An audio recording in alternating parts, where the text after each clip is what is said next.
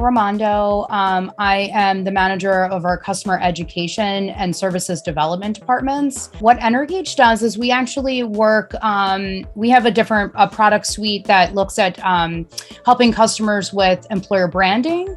And that's really based off an employee engagement survey. So we're also employee engagement survey provider. We have made jokes so much about Pendo being a verb within an organization. What it really means for me a lot is being able to get things done quickly and being in control of that in the education department, and really removing the reliance that we have on our product team and also on our engineering team. Being able to know what the problem is, how to solve it, and being able to put something in the product very quickly, measure that, and iterate on that if need be. What we really wanted to start doing was using the resources center, which we actually call the resources hub here internally. We had been putting announcements and new help center content within that, but we wanted to really take the use of that particular area really up a notch and see what we could do to get our customers in our product more often.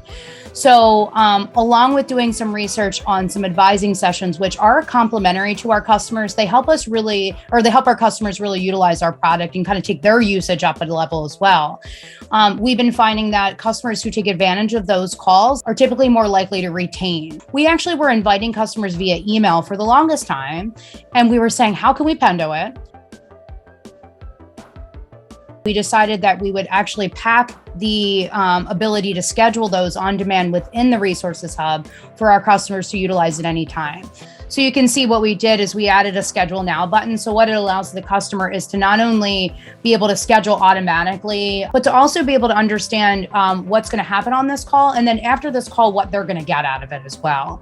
We've really seen a huge amount of customers utilizing this more because of just our being able to verbally say, it sounds like you have a problem that we can solve on one of these calls. So it's been really easy for us also internally to have really good conversation at the sales level, but then also on the customer success side, if we just realize on an onboarding call that there's an issue and somebody may want to take a dive into something that we don't typically send out till 6 months.